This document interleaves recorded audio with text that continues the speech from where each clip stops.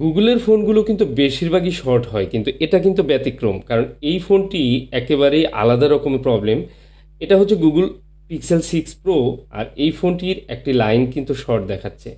এই লাইনটি কিন্তু একটি কোর ভোল্টেজ যেটা সিপিইউতে গিয়েছে। সিপিইউর ভোল্টেজের লাইন যদি শর্ট হয়ে যায়, সেক্ষেত্রে আমরা কি করতে পারি? সেক্ষেত্রে কিন্তু আমাদের এই ফোনটি মূলত সিপিইউ রিমুভ করে দেখতে হবে যে সিপিইউ রিবোলিং করে অনেক সময় এই প্রবলেমগুলো ফিক্স হয়।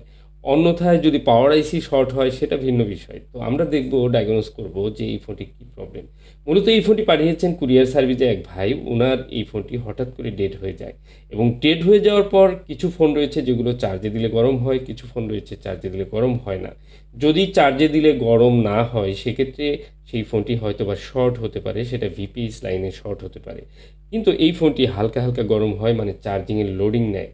আর এই ফোনটির ক্ষেত্রে গরম হচ্ছে যেহেতু হালকা, সেহেতু এই ফোনটি কিন্তু শর্ট নেই। শর্ট রয়েছে বাট এটার এমন একটি লাইনে শর্ট যেটা ডাইরেক্ট সিপিইউর ভিতরে গিয়েছে।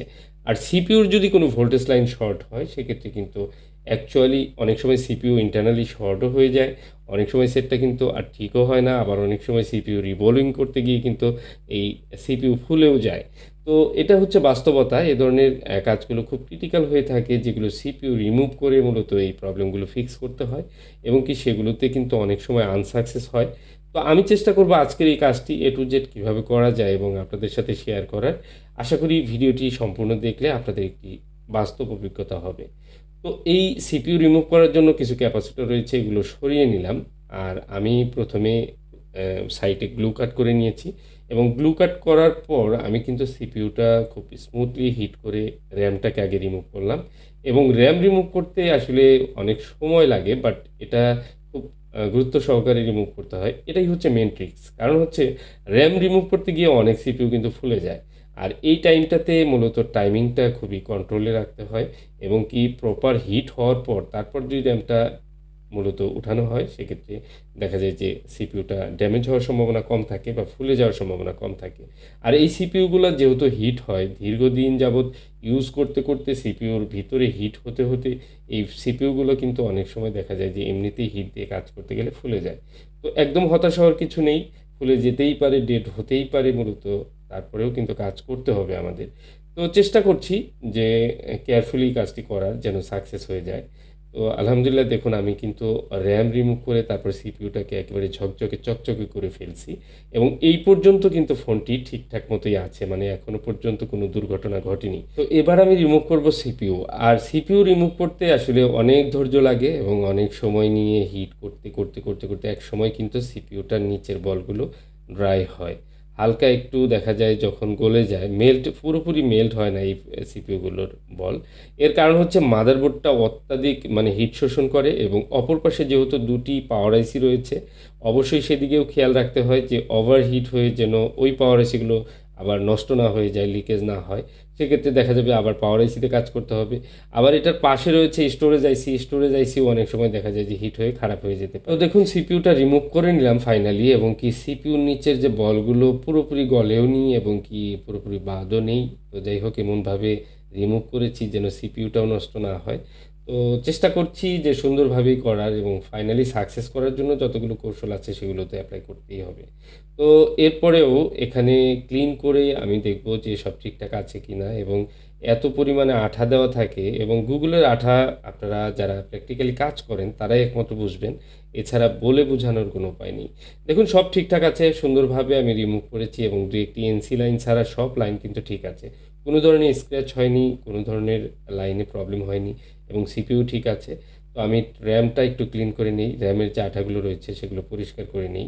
আসলে এই যে গুগলের যে আঠাগুলো, এগুলো ক্লিন করতে গেলে দেখা যায় যে একটু সময় লাগে এবং ধৈর্য সহকারে এগুলো করতে হয় এবং ব্রাশ করে বারবার কিন্তু পরিষ্কার করতে হয়। মূলত লাইনগুলো যেন পরিষ্কারভাবে কানেক্টিভিটি ঠিকঠাক মতো পায়।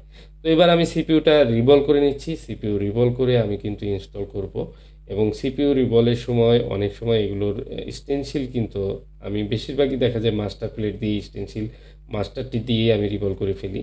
তো একটা বিষয় আমি ভুল করব না। দেখুন, সিপিইউ রিমুভ করার পর যে লাইনগুলো শর্ট ছিল সেই লাইনগুলো কিন্তু এখন শর্ট নেই।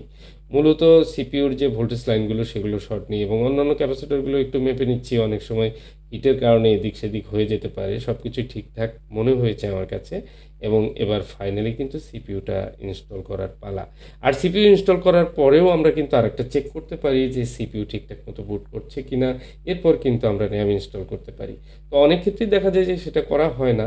বেসিক্যালি আমরা যখন কাজ করি, কাজ করতে করতে একটা পর্যায়ে গিয়ে আমরা আসলে দেখা যায় যে সময়ের কারণে আর সেটা করা হয় না। সিপিইউ যখন ইনস্টল ঠিকঠাক মতো হয়ে যায়, মনে হয় যে এখন র্যামটা লাগিয়েই ফেলি। কারণ মাদারবোর্ডটা একটু হিট থাকতে থাকতেই আমরা র্যাম লাগিয়ে ফেলাই ভালো। তো এখানে সিপিইউ ইনস্টল করার পর আমি কিন্তু পেজ দিয়ে খুব একটু হালকা করে নাড়িয়ে দিলাম যে প্রতিটি বল যেন কানেক্ট ঠিকমতো পায়। এই বিষয়টি খেয়াল রাখতে হবে। কারণ অনেক বড় আইসি, সেক্ষেত্রে আবার হিটও বেশি লাগে।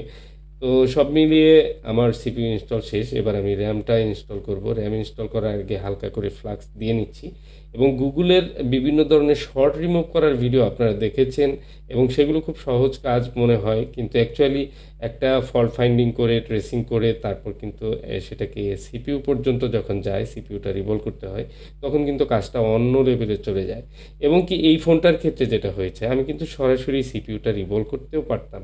বাট এটাকে আমি স্টেপ বাই স্টেপ ডায়াগনোসিস করেছি এবং কি আমি দেখেছি যে সিপিইউর যে লাইনটি শর্ট, সেটা ফাইনালি সিপিইউর ভিতরেই শর্ট হয়েছে এবং পাওয়ার সেকশনে কোনো শর্ট নেই। সো এটাকে সিপিইউ রিমুভ করেই আমার সলভ করতে হবে। যদি সিপিইউ রিমুভের পর আমার শর্টটা ছেড়ে যায়, তাহলেই কিন্তু লাক ভালো, মানে ফোনটা রান হবে। এই দেখুন, এখন আমি সিপিইউ ইনস্টল করেছি। এখন আমার প্রথম কাজ হবে সেই লাইনটি চেক করা। কারণ সিপিইউর সেই লাইনটি একদম 0 ছিল, ডায়োড ভ্যালু একদমই শর্ট ছিল। এখন দেখুন সেটা কিন্তু শর্ট নেই। ভ্যালু যদিও এখানে অনেক কম দেখাবে, এটাই স্বাভাবিক। কিন্তু ফোনটির যে শর্ট ছিল, শর্ট প্রবলেমটি কিন্তু ফিক্স হয়েছে। তার মানে আশা করা যায় ফোনটি অন হতে পারে এবং কি দেখুন চার্জিংয়ের অ্যাম্পিয়ার নিচ্ছে, উইদাউট ব্যাটারিতে ঠিকঠাক আছে। বাকি জিনিসগুলো সবই চেক করা মোটামুটি হয়ে গেছে। এখন আমি ডিসপ্লে প্যানেল বসিয়ে আর ধৈর্য সহ্য হচ্ছে না। এবার আমি একটু অন করার চেষ্টা করি। দেখুন আলহামদুলিল্লাহ গুগল লেখা তো চলে এসেছে, তার মানে ফোনটা কিন্তু সাকসেসফুলি রিপেয়ার হয়েছে। মূলত যে সিপিইউর ইন্টারনাল শর্ট ছিল যে লাইনটি, সেই লাইনের শর্টও ছেড়েছে এবং কি ভোল্টেজটি আউটপুট দিচ্ছে পাওয়ার আইসি এবং ঠিকঠাক মতো সিপিইউ ওয়ার্ক করছে এবং ফোনটাও অন হয়েছে। তো এই যে প্রসেসটা, সম্পূর্ণ প্রসেস স্টেপ বাই স্টেপ দেখে আমাদের কাজ করতে হয়। অনেক সময় বিপিএস লাইনে শর্ট থাকে, সেটা খুব সহজেই কিন্তু শর্টগুলো আমরা রিমুভ করে ফোনগুলো রান করতে পারি। কিন্তু যখন একটা সিপিইউতে ইস্যু দেখা দেয়, তখন কিন্তু আসলে সো টাফ, অনেক কঠিন হয়ে যায় কাজটা। তো আলহামদুলিল্লাহ কাজটি সাকসেসফুলি হয়েছে। উনি সুমন রয় যিনি পাঠিয়েছিলেন। ধন্যবাদ।